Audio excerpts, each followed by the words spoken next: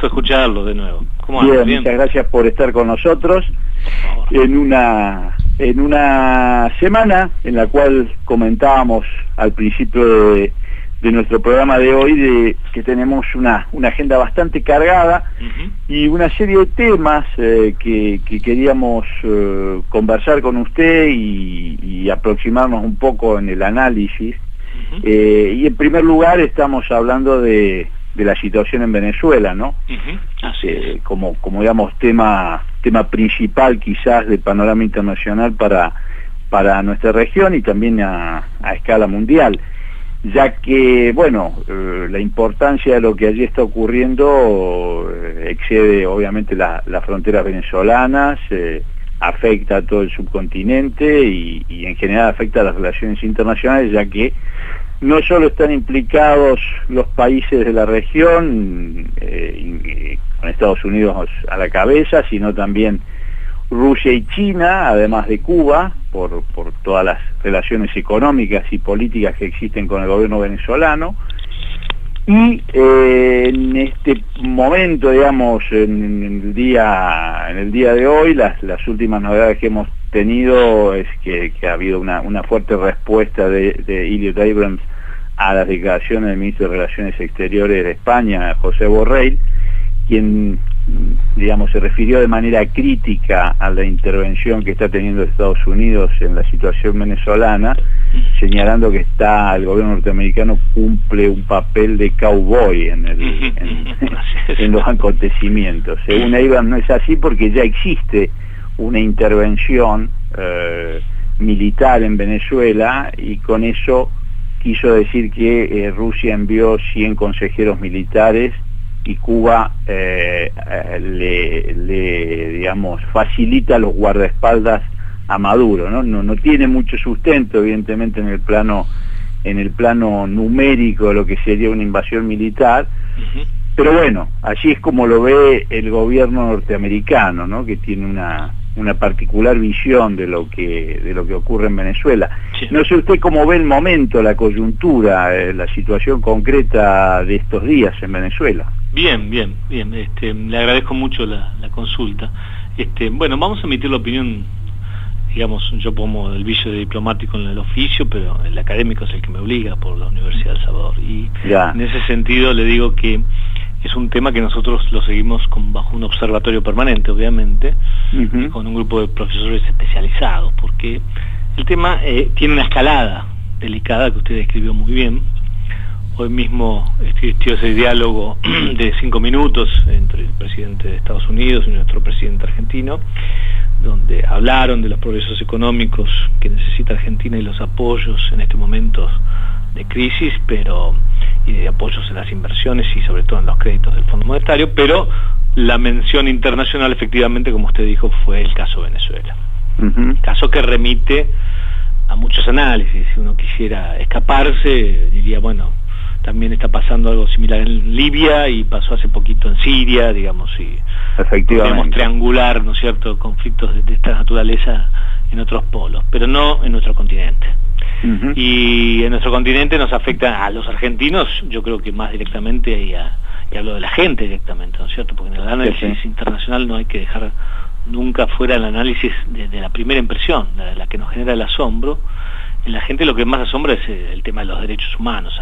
Esto nos afecta a todos, digamos, la impresión es del Poder Ejecutivo, de los actuantes en la Cancillería, de los actuantes en asuntos estratégicos, y de cada uno de los que comentan esta cuestión en el día a día. Venezuela es indudablemente un país de una riqueza estratégica, porque una cosa es ser rico, pero otra cosa es ser rico y poseer las riquezas de una manera ubicadas estratégicamente, ¿no? Como si habláramos de la Cuba antigua, ¿no? Y la Cuba moderna, es decir, hay que ver qué fuentes de riqueza interesan a las potencias para tener velocidad de actuación. Dicho esto, Venezuela está siendo visualizada por los países como con varios escenarios futurológicos, ¿no? Algunos señalan de una eventual intervención del país de Norteamérica posible, otros señalan de una negociación salida entre las potencias en el diálogo que está teniendo Putin con Estados Unidos y bueno, y que existe mucho más de lo que nosotros vemos, obviamente, o China mismo, que también interviene más de lo que nosotros vemos. Y otros señalan, bueno, una situación crítica civil que podría, digamos, desalinear todo interna y civilmente.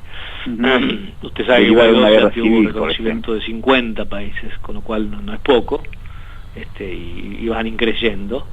Y las expresiones de España, de institucionales de España, si tenemos que tomarlas como tal, digamos, desconozco el contexto interno en que lo hace, sé el rol que juega España, el Reino de España, que es muy respetable en Iberoamérica, es un rol histórico, que a nosotros nos ayuda mucho, y sobre todo cuando uno vive en el exterior y trabaja en la diplomacia y trabaja en las relaciones exteriores.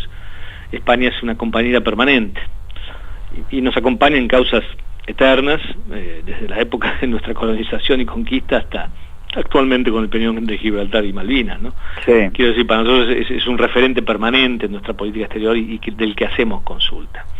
Obviamente que la mirada que está haciendo España no es distinta de la que hizo Alemania hace poco, la Unión Europea en general, que están buscando mantener y sostener un sistema de cooperación.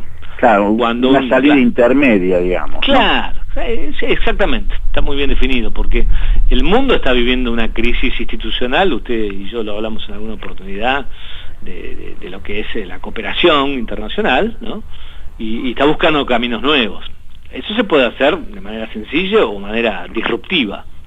Sí. Hoy nosotros escuchamos mucho la palabra disruptivo cuando sabemos que, por ejemplo, se produce el Brexit, ¿no? Bueno, el Brexit se anticipaba que podía ser más leve, menos leve, pero parece ser que la voluntad, digamos, de los dirigentes de Gran Bretaña es que vayan un poquito más hacia el Brexit más duro, ¿no es cierto? Sí.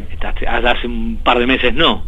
Este tipo de políticas globalizadas, así, son las que suplantan el sistema de cooperación. Entonces tenemos que estar más atentos un poco a estos Twitter, ¿no? Yo lo llamo estas news y estos fake news, las dos cosas. News son las noticias que podemos recibir de los actuantes internacionales que usted mencionó, Rusia, China, Estados Unidos, que son potencias o multipotencias actuando en este momento de manera multipolar, pero que también tienen sus problemas pendientes, porque la agenda internacional que interesa es la de ellos dos en este momento, la agenda de comercio de ellos dos, y no es una agenda de comercio, usted lo sabe muy bien, es una agenda política, en definitiva de posicionamiento estratégico y político. Y el fake news es, bueno, la noticia falseada, digamos, la noticia apurada, ¿no es cierto? Esto no es colaboración de la comunicación o de los medios de comunicación, esto es el mundo virtual en el que vivimos, donde reemplazamos organismos de cooperación con sistemas sólidos que nos pueden hacer pensar y reflexionar cómo negociar mejor y cómo manejar una diplomacia de negociación, y lo reemplazamos por el empuje. Y el fake news es la noticia empujada por 2 o 3 puntos de declaración que empuja hacia otro tipo de negociación. Puede ser absolutamente falso, realmente que haya atrás intereses económicos, como puede haber atrás de cualquier política o cualquier política ideológica.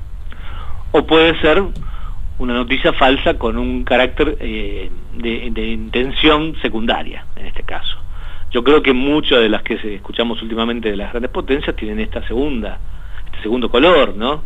Es decir, uno dice, bueno, Estados Unidos me irrita el comercio de China, sale, ¿no?, un Twitter diciendo me irrita el comercio que estoy haciendo con China si estoy sentado negociando. No es que al día siguiente se suspende la negociación. ¿No? Digamos, la negociación continúa, hay equipos diplomáticos trabajando, hay equipos profesionales, estrategas.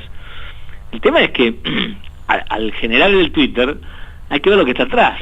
Atrás, por ejemplo, en el caso de Trump y China, hay nada menos que 500.000 millones de dólares de déficit comercial. Evidentemente. No es una afección chiquita. Lo pongo como ejemplo, como decir, bueno, una cosa es lo que nos pueden decir por delante y otra lo que hay atrás. Yo no soy de los que se atreven a hacer futurología en España, no soy prima facie de los que piensan que vaya a haber una intervención militar, soy un creyente profundo de la OEA, soy un creyente del Grupo de Lima, tengo elementos institucionales para pensar que desde ese costado todavía América Latina tiene un rol para jugar, tiene un rol importante. Claro, acá lo interrumpo un minuto porque... Todas las veces que quiera, por favor.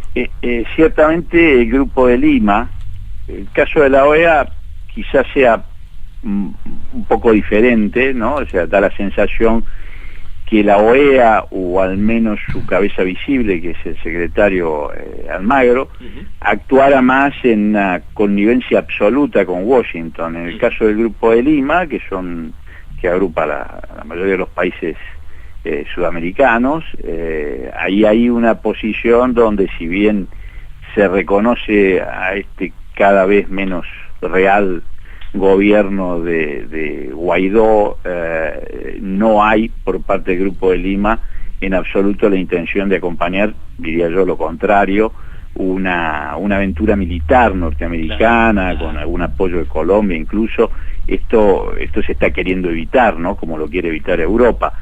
Pero sin embargo no termina de quedar muy claro, ¿no? Es decir, da una sensación de un momento de gran impas después de este intento de golpe fracasado del 30 de abril con estos 15 militares y todo esto que en un principio fue muy confuso aquel día, pero da la sensación de que, bueno, Guaidó ha perdido su momentum, digamos, y está en una verdadera impas.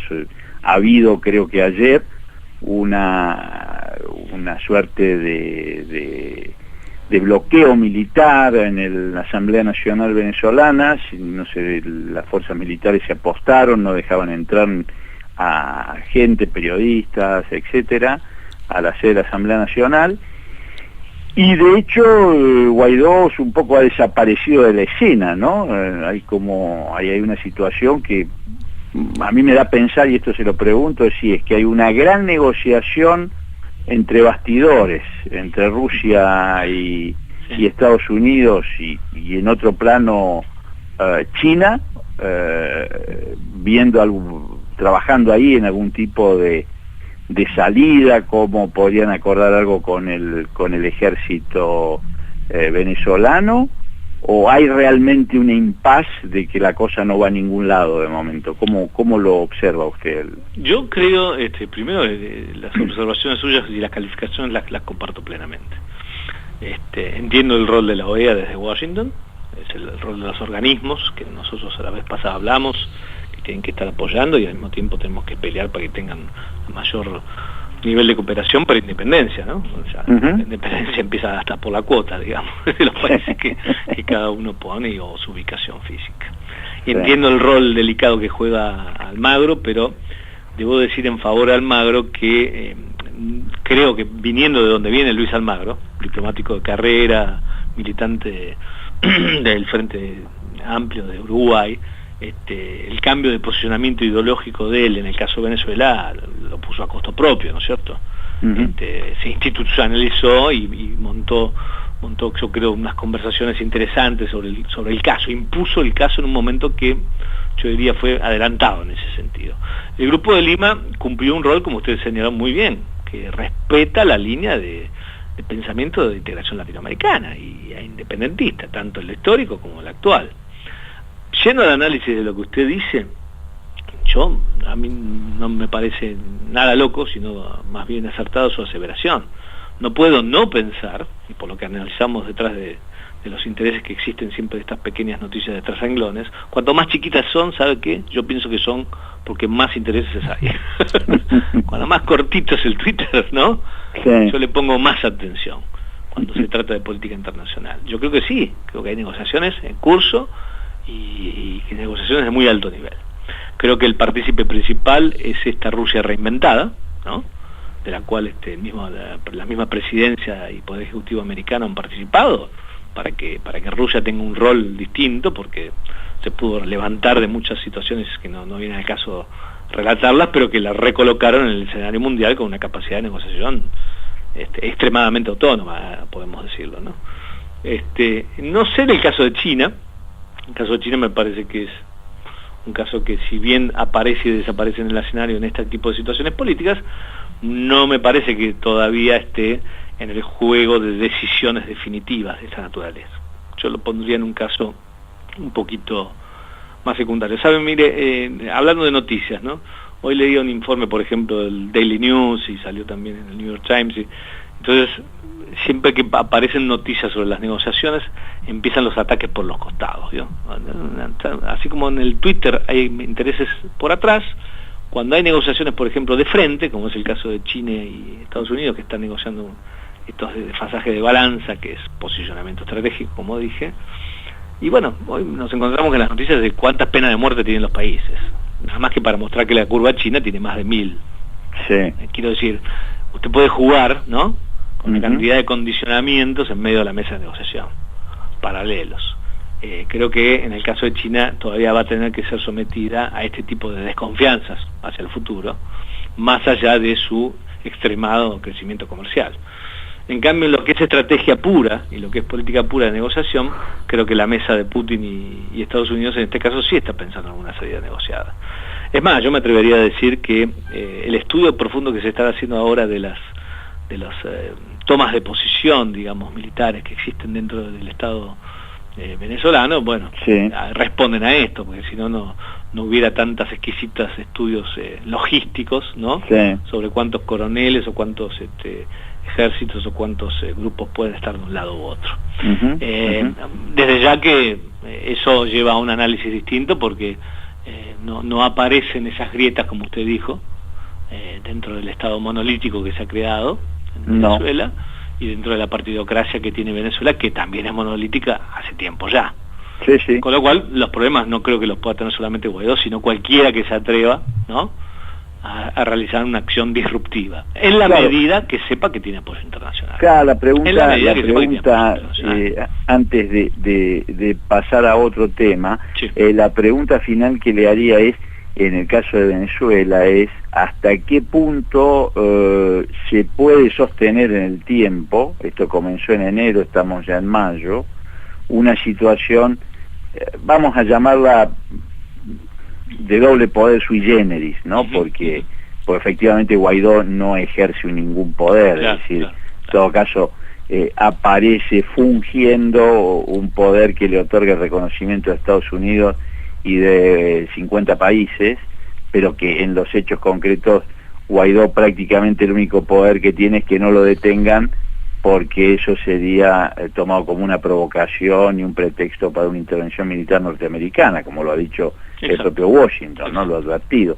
Pero, ¿cuánto tiempo puede sostenerse esta suerte de, doble poder sui generis, o ficción de doble poder, sin que eso se caiga, ¿no? Sin que eso pierda ya, como parece estar pasando en estos días, que empieza ya a perder fuerza, ¿no? Empieza a difuminarse. Sí, está muy bien en su pregunta, porque además él nos lleva a la realidad política en la que podemos observar y meternos en pleno. Por eso yo empecé diciéndole, podríamos compararlo con conflictos externos como hay en África o como hubo en Siria, Medio Oriente. Es decir, analizar cuánto conviene, en todo caso en política exterior internacional, cuánto conviene que se mantenga, ¿no?, una situación institucional en pie, no es tan sencilla cuando los actores que están interviniendo son de semejante peso. Esta es mi respuesta. Creo que lo estoy diciendo del modo más delicado, pero digamos, lo que ha cambiado, tal vez, por eso también lo dije en la segundo comentario que usted me hizo, es que si estuviéramos en el siglo XX en un sistema de cooperación, esto sería una salida negociada con intervenciones mucho más claras, más institucionales. Hoy en día usted no sabe de dónde viene un dron.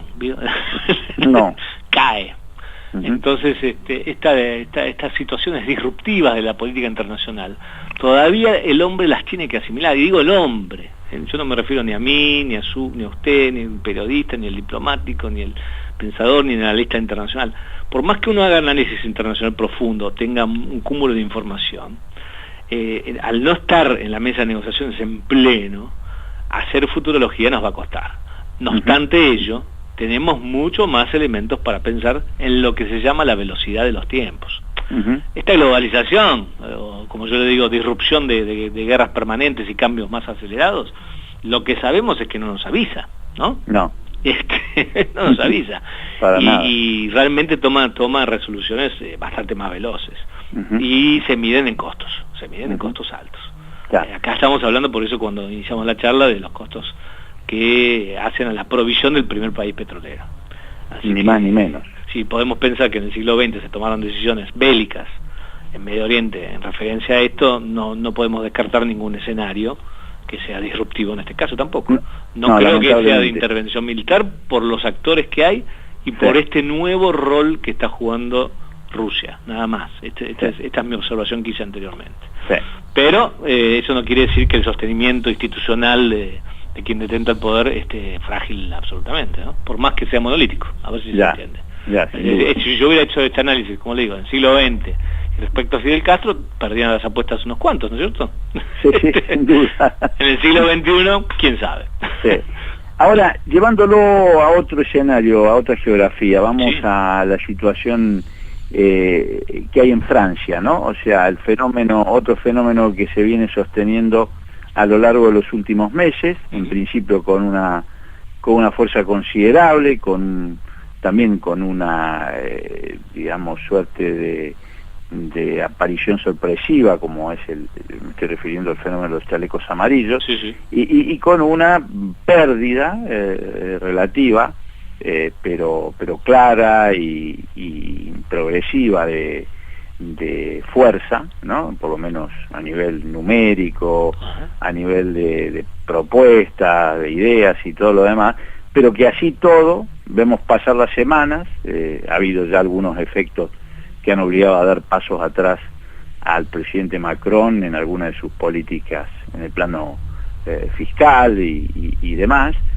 y vemos que esto sin embargo continúa, ¿no? Y sobre todo lo que está adquiriendo es unas características cada vez podríamos decir más violentas o agresivas, tanto por parte de algunos sectores de manifestantes como por parte de la policía. Esto se ve en las imágenes de la televisión internacional, particularmente de la televisión francesa, y claro, uno se pregunta en qué momento está también esta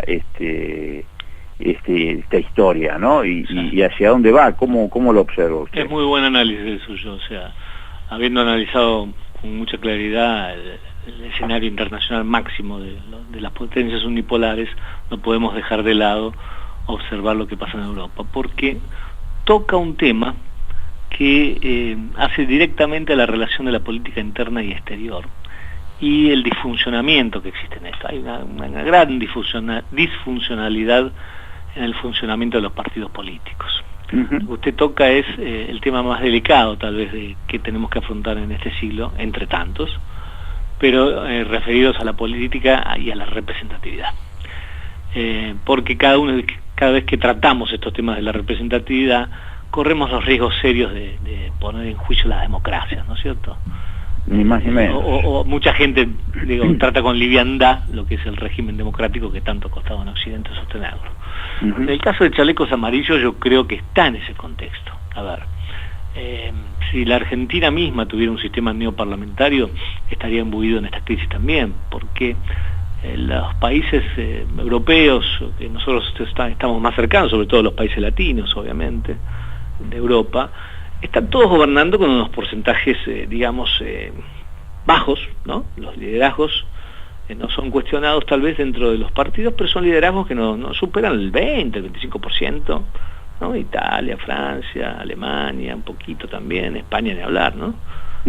Por más reelección que hubiera, los porcentajes de los liderazgos, si me puedo expresar bien, no reflejan, ese tipo de liderazgos que también en el siglo pasado estábamos acostumbrados, donde una personalidad llevaba el 50-51% y manejaba a trochimoche sus negociaciones en la Asamblea y otras decisiones que convalidaban la democracia.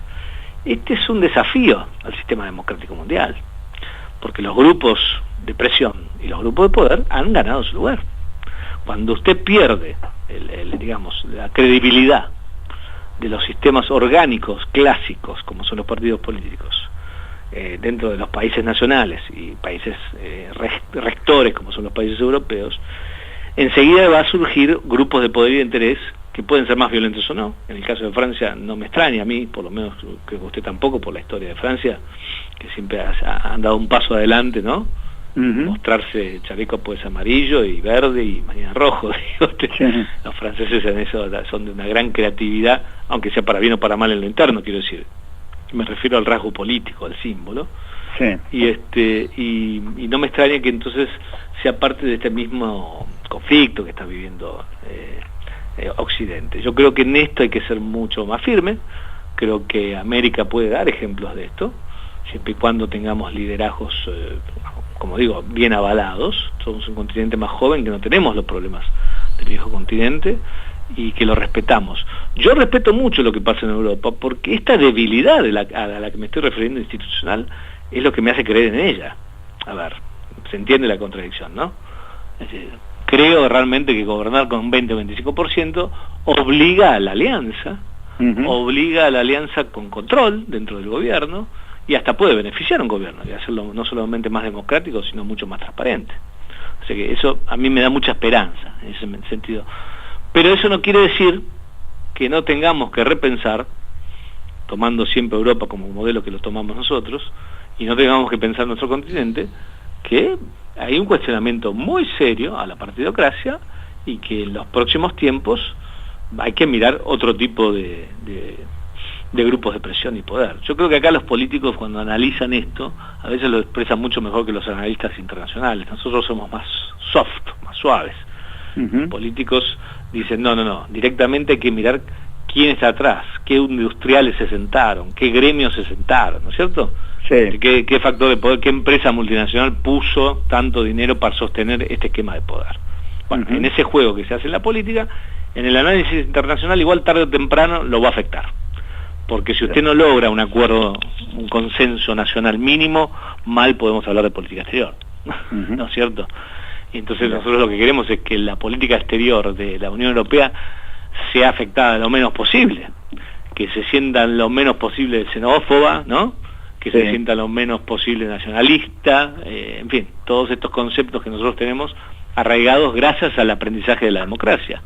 Y a nosotros, que tanto nos contó aprender de la democracia, bueno, que tenemos arraigados estos conceptos con los derechos humanos incluidos, nos vendría muy bien también ponernos a pensar que el no tener el porcentaje que un partido político da, no necesariamente es un castigo al partido político o a sus líderes, sino es una señal, es una sociedad que las sociedades pueden dar, diciendo yo necesito otro tipo de representación, con otro tipo de necesidades, y que me respondan con distintos tipos de urgencia e importancia, ¿no es cierto? Yo creo que pasa más que nada por este tema de la crisis partidaria, de la cual tenemos todavía una charla pendiente social nuestra, americana y europea, ¿no?